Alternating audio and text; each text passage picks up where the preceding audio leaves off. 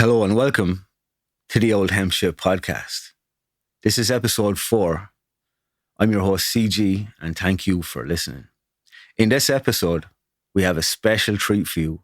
We are live in studio with the awesome metal band KIRAL.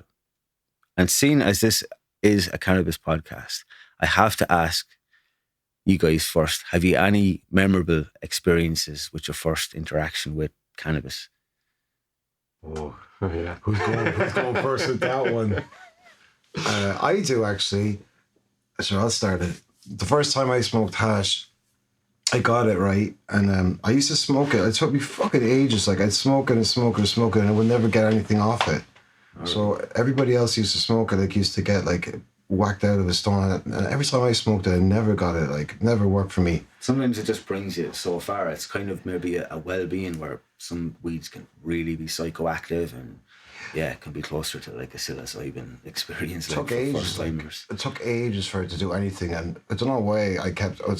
One day, a friend of mine gave it to me again, and I went home, and that time I smoked it. That's when it hit me, and it was just like, oh, love at first sight, or love at first smoke, I should say. Yeah. And, I like that. It. Yeah, that changed everything for me, and I that was the first time I really understood what it was about. Yeah. And For me, the first time I got hold of cannabis flower, I was an avid and still am a fan of Cypress Hill. And I ran straight home, put on an album I just had to listen to because they spoke about the flower so much. We only had access to hash.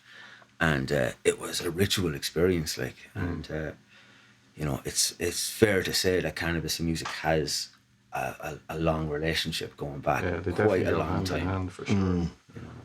My first proper experience, I suppose, would have been went drinking with my brother in the Rock Garden in Dublin back in the day, and I remember going back to his apartment, and it was just the two of us after having a good few drinks and a good chat, and we smoked a bowl, and I just remember my head just lifted, and I was saying to him, "Oh man, I've got fucking Metallica on tape here, we should listen to this." And he was like, "Yeah, deadly." So we stuck it on. I'm sitting there just off in my own little buzz, just going, life couldn't get any better. Oh yeah, that is it though, isn't it?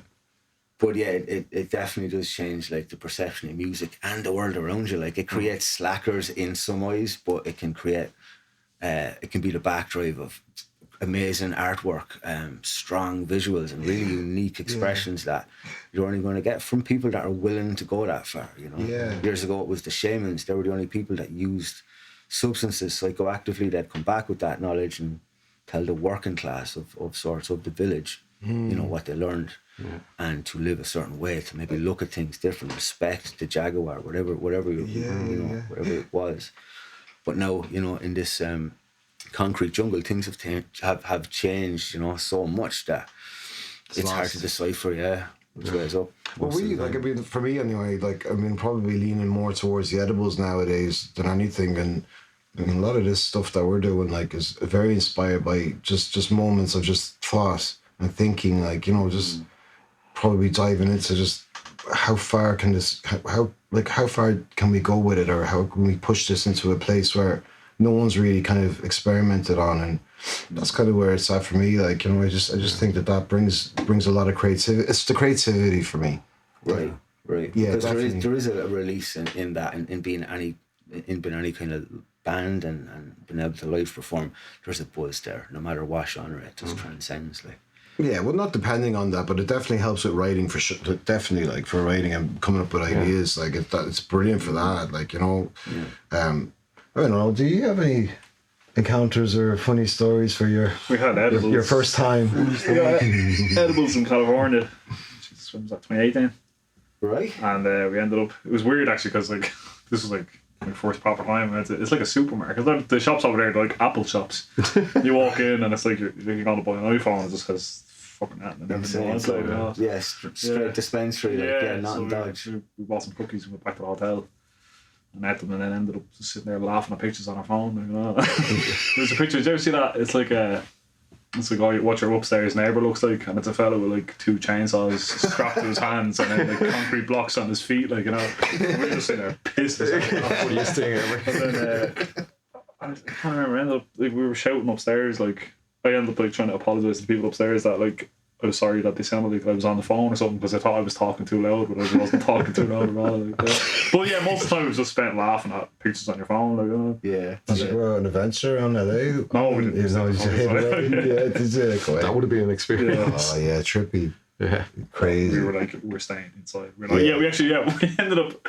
So we had no water in the room, and we had to go out to the reception of the hotel kind of thing to get freaking water out of a water dispenser kind of thing. Like and we were like so sketchy going out. We were like, oh man, they're fuck off. Like, and it was like literally Like a fucking black sock 2 feet mission. away, like to fill up the cups off the fucking out, like Looking for instructions on the side of the machine. This is complex, boys. One at a time, and then form we a got the line. tap door open, and then we're just like, all right, it's fucking sick. And then we just like pissed ourselves laughing the whole way back down the corridor. Brilliant. Oh, that's great. What about you, Al? Jeez, it's so long since I suppose when we were younger, you go to a party, and there's always something bit getting passed around. Yeah, I just yeah. remember that it was nearly like a peace pipe going around the whole room. Everybody taking a drag, and just Politics. even the lads that would never take it. Just one drag, and you could see the face just changing, just the body dropping. From a night's full of Yeah. drinking, like next thing to one blast. Yeah, Yeah. I've seen people's face Just dropping. to, dropping like, again. they're kind of in the twilight zone, you know. Just dropping. It's so funny looking. Yeah. Yeah, Yeah, people it's unprepared. good memories of that stuff. Yeah. But it's like those moments then when somebody puts on a piece of music and you just get lost in it and you start to unravel the layers and you start hearing things Yeah. you've never heard before, and you're just like, oh, this is unreal. Yeah, some people would even reference, like, you know, cannabis in its ritual use is like a shortcut to meditation. Yeah. You don't have to ring bells, burn incense, you burn this herb, you inhale it, and it's almost like a shortcut to where your mind state would have to practice something physical, something mental to kind Like of maybe get to a there. higher level, I suppose, of thinking. Like for sure, definitely a different channel of thinking. Yeah, it does open you up. Like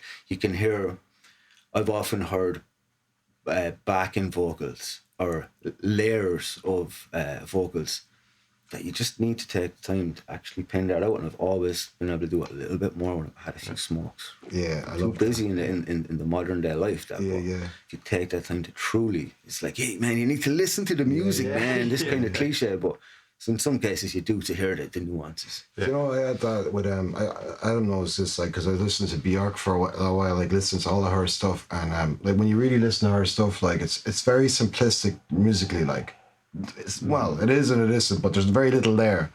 But when you get into like all the backing vocal stuff that she does, and it's just like she's on another level. Like I don't know what she's doing or what she's taking. I wouldn't be surprised if she delves into things, but man, she's just on another level. Like, and just the way she thinks about music as a kind of a, it's just what do you even say? Art, really. Yeah, So, yeah. I remember seeing a documentary on Björk and about her time when she dated Goldie, and she created a song around the time called "Violently Happy." It was a house tune, and to me it was definitely infused with that club, that feeling of the movement of that ecstasy era of the time. Yeah. And she's someone who definitely isn't afraid to pull the back of a TV off and go, I can see a city in this, you know, and she'll go into the microchips and just explain that this is just like the street lamps and these are the houses, and she can see a world where others will go, it's a piece of junk.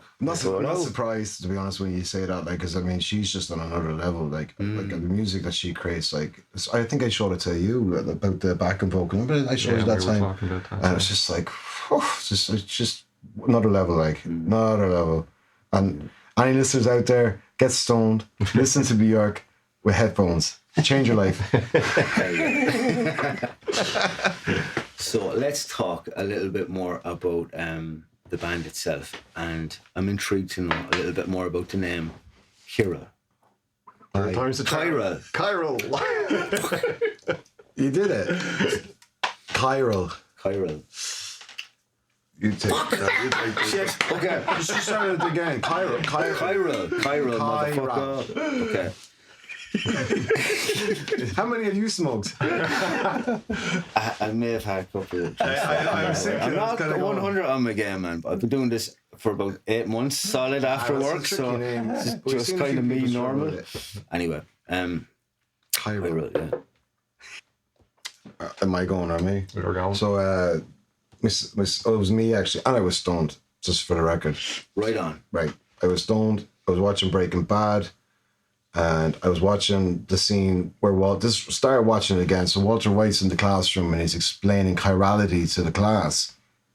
And he's just explaining like how where one molecule can have all these wonderful traits and all these benefits, but then the mirror image of it can be really like have terrible side effects and like a nasty kind of side of it.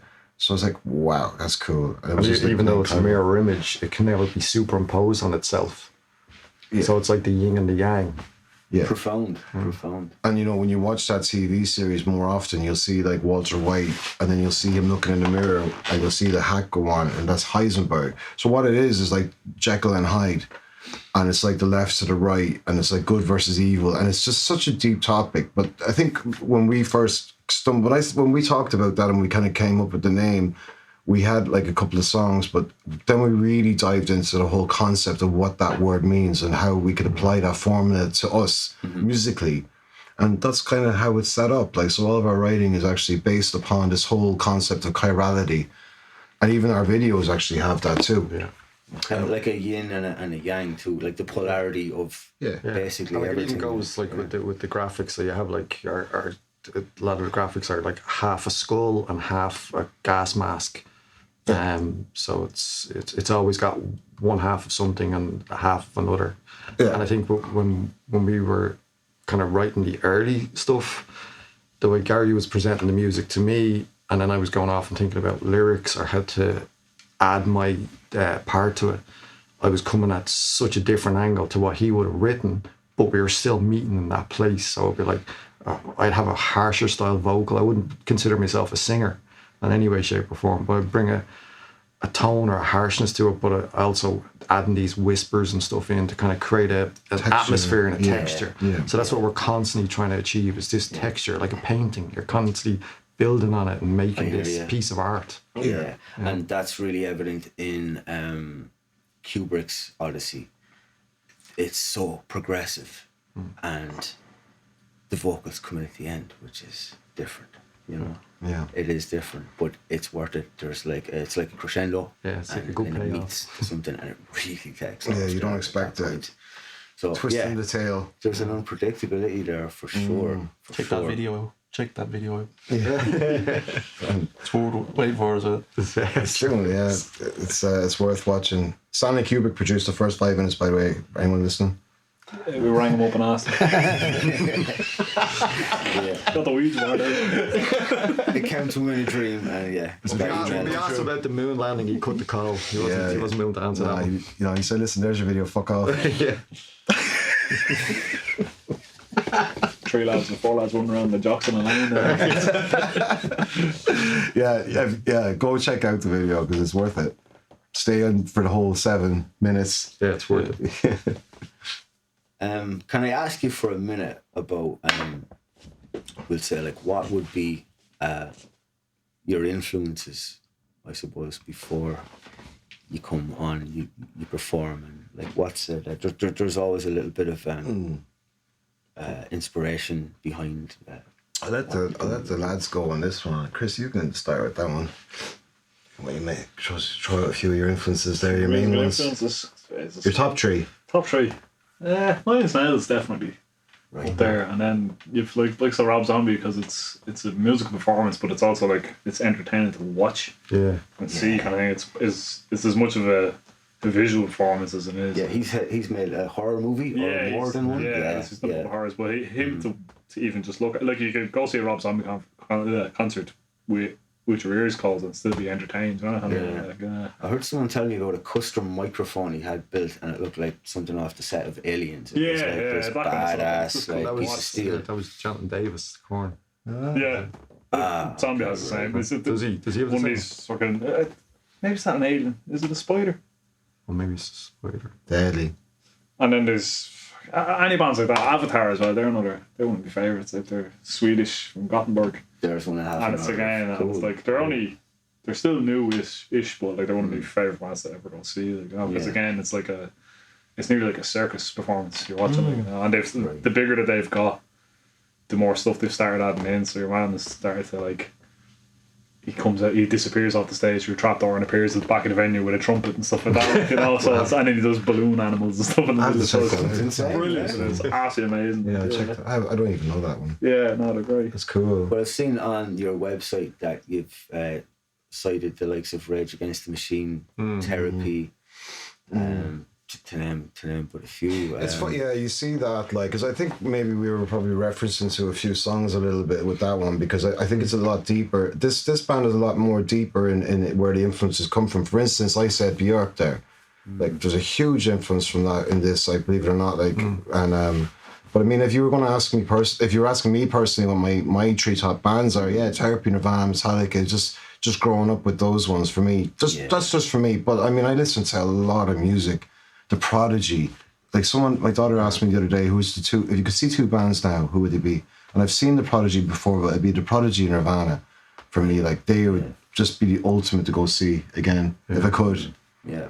A little piece of me died when James Brown played, I think it was Witness at the time, and I didn't get to go see him because I was just, That would have been amazing. my background is funk, soul, then onto hip hop and that sort of thing. Yeah. More into hip hop first, and then you go back. It was a different process than that. Yeah, when we had a stint many moons ago with the whole hip hop thing, didn't we?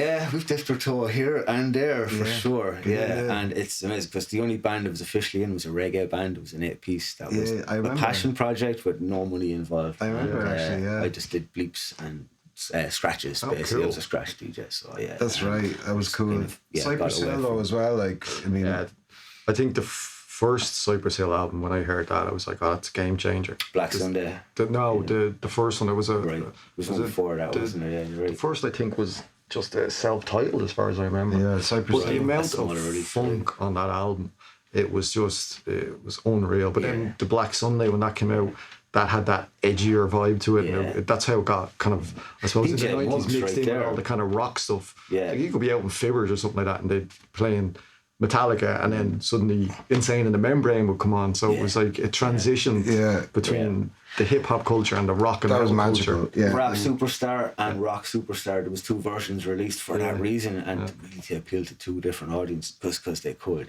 but they were definitely, Because I remember rock that band time that first. he's talking about too. It was Nirvana, right? And then it was Cypress Hill. Then you had like the Prodigy, and they had this crossover happening between dance and rock. That it was for the first time that these things didn't. The walls came down to a Public degree. Enemy as well. Remember they Public did that Enemy. with Anthrax. Anthrax, Public Enemy. Like Rage Against the Machine, Fate No More, they all kicked open those doors. Like I there's, think Prodigy were influenced big time by Rage Against the Machine when they heard Rage Against the Machine. Really? Yeah, when they done the Fat Little Land and stuff, that was his big influence. Was yeah. Rage Against the Machine. Yeah. That's cool. just another artist I was thinking about that I love, and an album that I recommend if anybody's or anybody hasn't heard it, is Tricky's Maxinquay. Oh yeah. It is one of the coolest albums I've ever heard. It's one of my favourites. It's up there. Like, I think out of all his music, that's my favourite. That was one that I always go back to. Really, Trip Hop. Amazing. Amazing, yeah. For me, DJ Shadow, you know, would be my ideal kind of version of trip hop and stuff like Really? that, because it just We're such music nerds. the turntablism, that would be the attraction. It's whatever floats your boat. If this is the language, and it's, I believe like music is kind of a new form of communication because it can be done and it's very individual, you know. Yeah. And it's almost sending out a broadcast, a source to people. You either receive it or you don't. You can be offended or attracted to it, you know. Strange, yeah. Found, you know. Yeah. But it's, sometimes it goes beyond words when you create a soundscape like you're doing, trying to tell a story and have an intention. But I think the first one for us is just maybe trying to challenge people's perspectives a little bit, which is what it did though, because, you know, we've heard it so many times that a few people listen to it the first Opium time. Den Chic. That was a classic. That was classic. The title, yeah, we got great reviews, and one of them said Opium Den Chic, KIRAL, Darkwave. I love Opium. Yeah, take it. I love that now, because you know the way you get labelled in genres and stuff, but we were labelled with Darkwave a few times. It's cool. And yeah, like that, all over that. So if anyone's listening, we're Darkwave. Darkwave. As of now. I see that you ran a competition for a guitar that was featured in one of the music videos. I Bring Chaos. Yeah, we gave it away. And yeah, did you send that out? Yeah. Yeah, there was a 1 in 600 chance, and we did a Wheel of Doom online thing, and it spat out a number, and that registered to a name. Gotcha. Right. And yeah, I think that person's very happy with their new guitar. She is. Nice. And we gave her some underpants. I hope you all signed them. No, Spooky did. It was signed already. It was signed, yeah, it was signed lovely.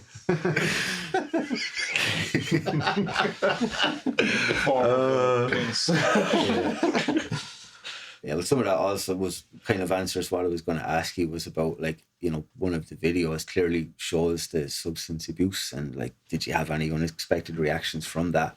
Even comments on the video, or did There was a Christian rock label or reviewer who was quite offended by it, wondered why we were contacting them. We were like, we didn't contact you. You decided to comment.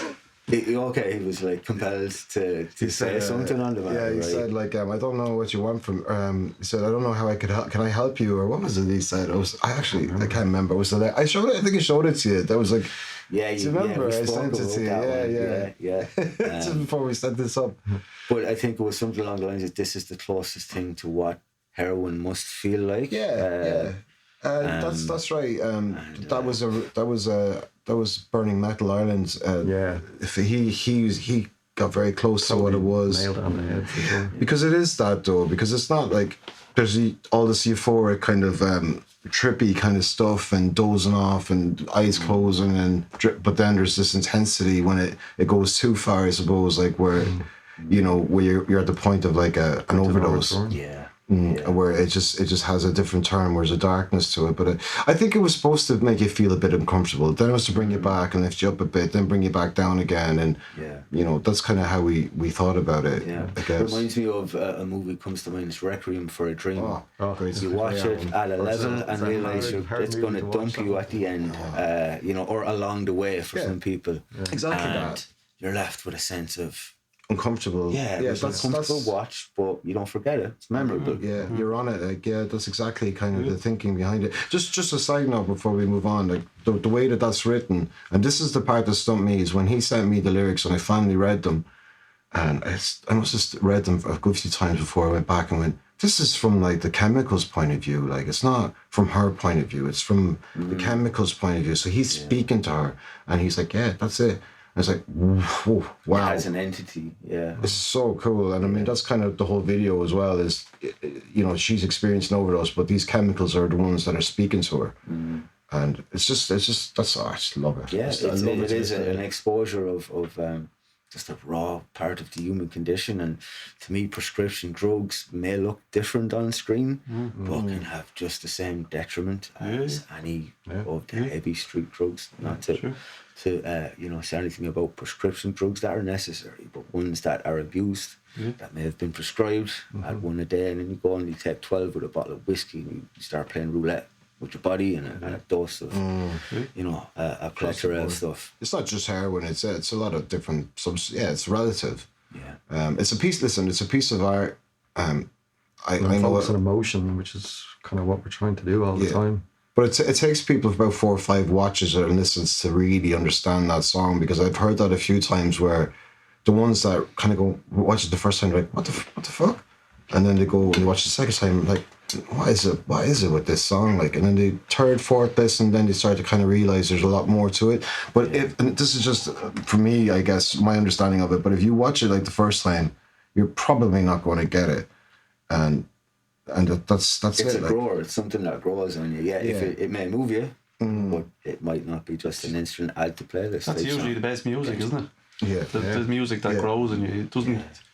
It makes that impact over slower. It's like a slow burn. Because it can Once it- subconsciously resonate Exactly, when you're not even hearing it. You're walking down the street and you start to just go, oh shit. I think that's my favourite music. Yeah. Like Tool. Yeah. Like Tool or It's just slow. Yeah. Just creeps in on you. It's moody. It's definitely moody stuff that you're doing. And Nirvana was like that for me, actually. When I hate to say this, but when I first heard Smell the Teen Spirit, I hated it. Fucking hated it. Like, absolutely, just, what the fuck? I remember he was giving me a headache listening to it. Like, what the fuck is that? This is not metal. This is Metallica. What the hell? But no, eventually, like, a couple of listens in, and I just went past all that, you know? I guess, as you say, that's the best music. Best music, Yeah, I'm not ashamed to say that, because I know that that's what makes it so special. Like, it's not instant. I was the first time with Tool when I was like 12, and I was a fella at my dad's job, came home. I was only going to start playing guitar, and my dad started getting these like guitar tab books. And he got me, your man from the job brought in like the Metallica one, and then Nirvana one, and then there was another, I can't remember the other one. And I'd heard Nirvana, I was like, alright, this is cool, but I've never heard of Tool. And I was just like, here's a book on how to play all the stuff, like, and then I went on to like YouTube and stuck into it. I was like, this is shite. Like, I was like, these songs are like 15 minutes long. I was like, piss off, like, I didn't listen to them for years. And, and it was only when I was like a bit older, I was like 18, 19, I was like, actually, no, hang on, to know what, this is actually brilliant. Like, it takes a while. It took me a while too. Like, you have, like, even when a new Tool album comes out, like, I'd have to listen to it about 3 or 4 times to digest it all. Yeah, fair enough. It was like 3 weeks later, and I was like, no, that's actually brilliant. Like, eventually you make up your mind. Yeah, on you it. do. It was a couple of years of them first. It was a bit like that with Mastodon.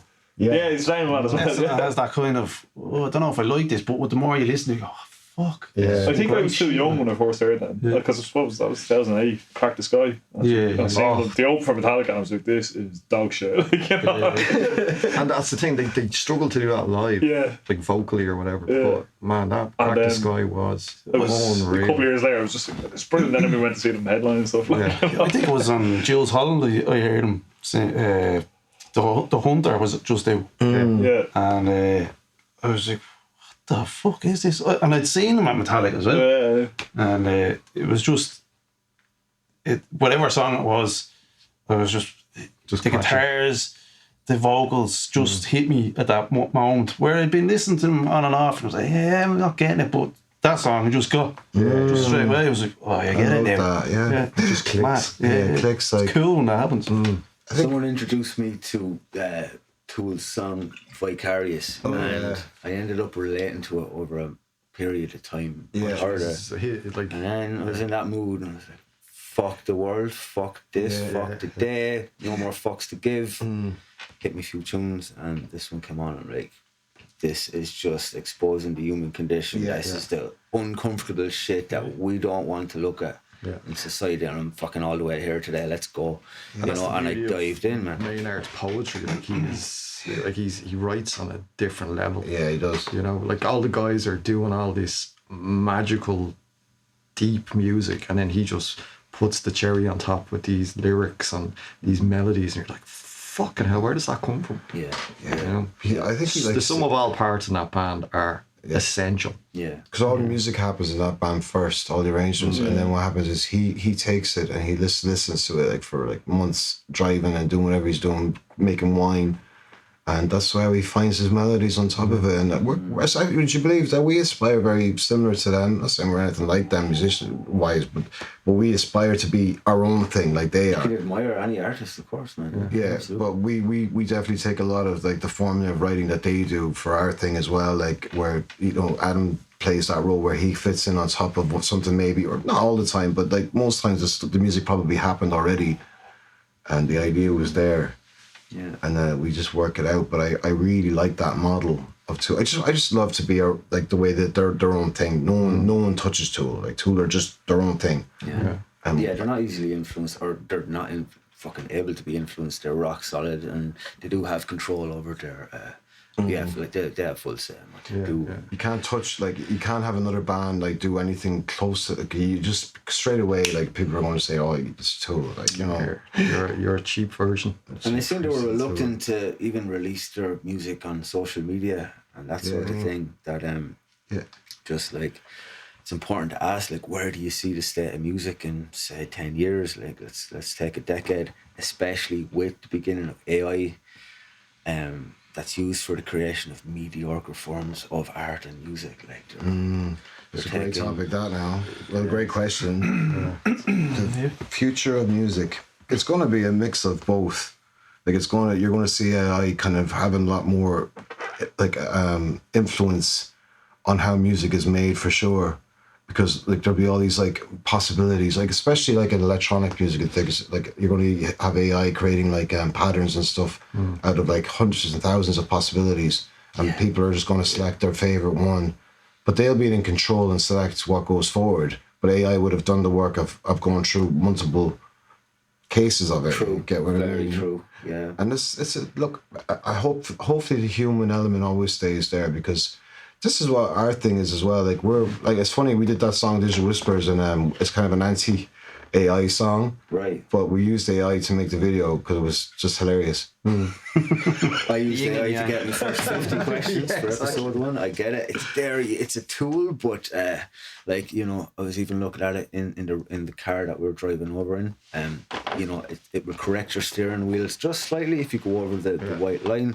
I'm thinking, well, down the road, this could probably be hacked to go code in, don't just barely touch the wheel, right wheel it, and you can take someone off the road. It's scary. It's scary, where it can man. go. Well, I think we're trying to embrace like the imperfection in our music to a degree. Like, you know, like we just want to be the best versions of what we're putting down and writing.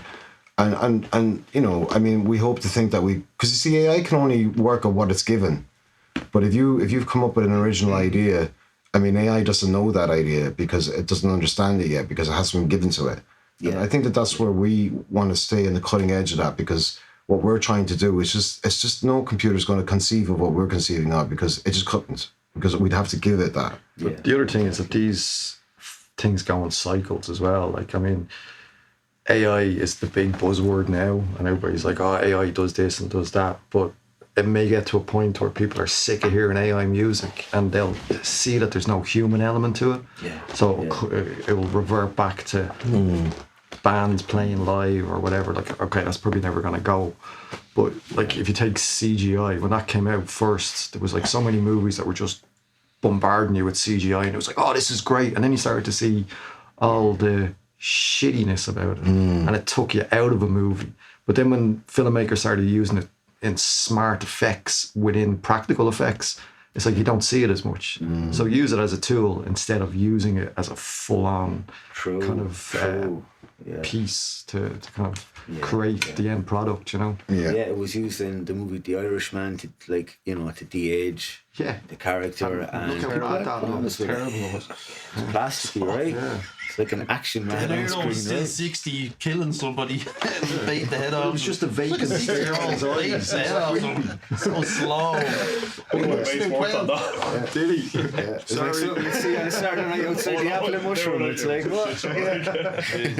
But what, I think, going back to what Adam was saying, once it's used as a tool, I don't think of any problems with being used as a tool. But once it starts taking over stuff instead of humans making stuff, especially 100%. creatively. Have you seen, like, it's a I think it's case of, a like, where, like, the entire persona of, like, there's, like, these, it's like a pop star. So, like, the image is all AI generated, all the tracks are AI generated, like, you know, but it's like their Instagram feeds are, like, generative, like, oh, here she is getting on her private jet kind of thing. Like, you know? And it's, like, the life of a real-life pop star. And it's totally But it's all made up. AI generated, like, you know, and then it's all the music is all.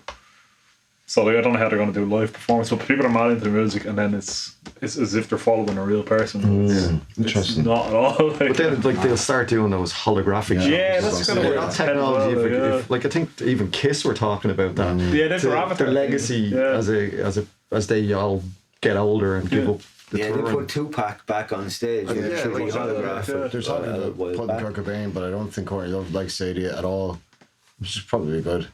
But yeah, That was everything he fucking was Detest. against, right? He Yeah. showed up in a cardigan saying, fuck, Yeah. you know, oh man, fuck this bullshit, this new world, whatever you're Corpses meant to be. But I mean, there's probably always going to be a space. There's always going to be somebody who will be interested in that shit as well. yeah. That's unfortunately that's the way that kind of business goes as well. Once there's money involved, But used tastefully. but I is think okay. people will cop on as well. Yeah. Like, people want to be entertained, so like, there's a market for all of these things at some point. But when the market is saturated and bombarded with all that, then you're just gonna go, fuck this. Like vinyl is coming back around again. Is a big thing. CDs. It's outgrown. they're not CDs great. this year. They're the worst thing we've ever had. CDs. Just compress the shit out of it, like, but vinyl, like, it's just so beautiful. Yeah, we are. You're right. It goes full circle. But I mean, we wouldn't have Nirvana and all those '90s bands if it wasn't for all the glam rock. You know, like, that's what happened there. Like, that's why it was Nirvana and Guns N' Roses killed that. Like, Gotcha. they killed all the glam bands. You know, I mean, it just went too far. The '80s, like, all this hair rock, hair metal, like, just and suddenly someone did something different, right? The opposite, just the opposite of it. Like, just no effects, just as us. We'll play as messy as we can, and we'll just rock the fucking shit out of it. Which kind of ties back in to the name of the band. You were explaining about the mirror image molecules, and it's profound, and it does have a meaning. It just takes a little bit to get the balance of everything, like, I mean, within reason, like, but we do try to apply that chirality kind of formula to everything. Maybe not always in the same way, but there'll always be something chiral in the music or the backbone, I suppose. Yeah. Like, even down to how it's mixed, the way Gary mixes certain songs, or mixes all the songs. But like, if there's a straight shooter kind of a punk rock song, a 2-minute song, the way Gary would mix it would have an element of chirality to it. The way he's doing whatever crazy magic signature. I'm applying it on maybe the production side of things as well. And it's probably one of the most inspiring things that I've ever encountered in music, for me anyway, musically. Because there's no limit to the creativity with that one concept, especially the way the band is set up and designed. It just works in a really. Listen, I don't know any other band that does it. Sounds the way we're producing our. If you listen to our mixes and the way it comes across, there's no band that does it that way. It's totally original. Yeah, I've found them complex, like classical music, and it has movement to it. It's exactly and like I spoke about the crescendo in one of the songs, and it just brings you there. It's a journey. Yeah. And the way that the orchestra is laid out, if you go and you see how an orchestra is put out, you have the strings on the left, and it moves in. Then you'll have the cellos just in the center, and then you'll have all the woodwind and the brass on the right. So when you actually go see an orchestra, they have it all split out in a way that is actually, that would be chirality in a way too, because you have this brass on the right and then you have the strings on the left, which is kind of similar to what our concept is in our production, because you have the guitar on the left and you have the bass on the right, and I like to think of it like that. That's the trumpets and the low end of the brass coming from the right, and then you have the drums at the back, then you have the strings, and then whatever you put at the front of the voice. But they all have their individual roles, Well, no, piano, and the orchestra, not you. The piano, maybe, or whatever, or singer. Well, the singer's at the front, obviously. I'm sorry, man, the singer. I stepped on it, but I mean, listen, well, we all know that you're the most important part of it, right? Fuck's sake. Jeez, fucking love it. It took years to get that. I'm only the fucking singer. But it's complex. Like it's that all that stuff inspires me so much. Like all the orchestra. That's how music should be listened to. If you want to hear how frequencies work in a room properly, go see an orchestra. And did you find it hard to find an aesthetic, a visual representation of something that we initially can't see, you can hear, you maybe feel, but do you mean was it hard in to the try? videos? Yeah, or was it hard to just try? The overall thing? I suppose was it just hard to get that identity of the fact of that you do hide your identity on stage? Literally just us talking, just shooting the shit, and diving into stuff that influenced us, movies, comic books, other kind of entertainment thing that bands do, just kind of taking little bits here and there and just kind of seeing what works for us. Like we're still kind of defining, I suppose, our individual band aesthetic, like as a live thing, but I think when it comes to the visuals and videos, I know what I like and I know what I want to see, and then if I say it to the guys and they're all on board and then they start throwing their ideas in, then it's like, all right, it's just a mishmash of all the things we've grown up being influenced by that brought us to this point, you know. But there's no rules. If you mean like the gas masks, if that's what you mean, I think that was just kind of like for this time, because that I mean, may not be, Well, we wear a mask because it's just fun, and the other thing is it's just entertaining for us as well, and it's just characters, like, you know, it's characters within the music. I mean, when you look at those 3 songs that you picked out there, for instance, well, let's say I Bring Chaos, like it's a chemical, it's that's the theme. So that's why the gas masks were very prominent on that one. And then we kind of wore gas mask in Kubrick's Odyssey, but they were more kind of like spacey kind of looking ones, you know. Gotcha. And, because it was like a Clockwork Orange meets 2001: Space Odyssey. You know, the 4 lads taking on the fucking monolith. I got you. Yeah, I know what you're saying. Getting our ass kicked by it. One at the end. Oh, stop. It's just too much fun, this band. So you mentioned that you're playing in Germany, Berlin. Is that right? Yeah. That's right. When's that coming up?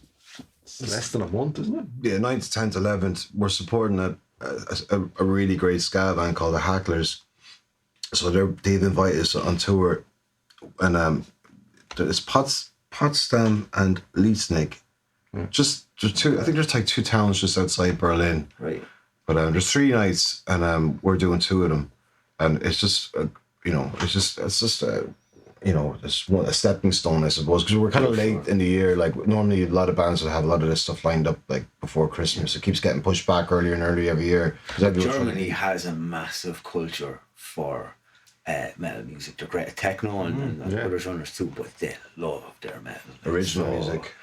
Look, it's that's going to be one to remember and quite the launch for you. To play internationally, it's something to say. You do. You know, and I had to labour for many a year with 1s and 2s until I could actually go, and I ended up playing in Spain, and I was like a king after. Yeah. And I loved it. You know, to get up in front of a couple of thousand people and do your thing. Yeah. Wow. You that was the reggae band. No, that was with a hip hop act, and we went over for we went over for St. Patrick's Day. Drank our own little cubicle wherever we were left. We drank all the drinks in there. There was found another drinks cabinet in the hall. We took into that. It was St. Patrick's Day. And we went out with lots of Kaylee samples and moving hearts and stuff like that. We were trying to introduce these Catalonians into some Irish music, and we started with a little bit of that, and then into hip hop. Well, that's the dream, to play in front of your own music in front of people that actually are interested in it. Yeah, for sure. But we're going to have a few more things lined up for the year. We're just, as I said, we're kind of late in the season for getting it, but we have a plan. Yeah. So, well, guys, I absolutely love what you're doing, and please keep it up. It's been great talking to you, and I can't wait to hear about more music, more dates, and just see what you get up to, where you go from here, because you really have something. So keep it going. So thank you so much for coming on the podcast. I'm humbled to have you in my presence, and you are welcome back anytime. Oh, bother. Right. So cheers, guys. Is there anywhere we can find you online at the minute for anyone that wants to check out their music? On Instagram, our tag is at KIRAL.labs. So that's at KIRAL.labs. Yeah. And we have a website which is KIRALLabs.ie. KIRALLabs.ie. Awesome. And okay. That's it. They're on YouTube. YouTube. Yeah. I forgot about that. That's KIRAL on YouTube. KIRAL.labs as well. KIRAL yeah. And for those of you who have listened this far into the story, and for those of you who have listened this far into the podcast, we have a special treat for you. We're going to play a snippet of an unreleased track so far, especially for the people who have stuck in this far with us. And so seeing as it's a weed kind of podcast, this song is very much about smoking weed. Nice. It's everything about this lyrically is getting high. Yeah. We are promoting drugs in this song. Yeah, 100%. Free the weed. All right. Love it. Love it.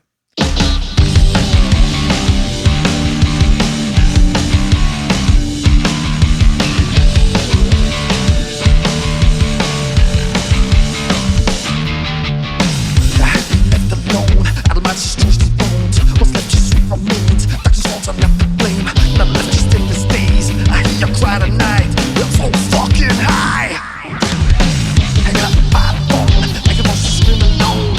Just burn my means, that's all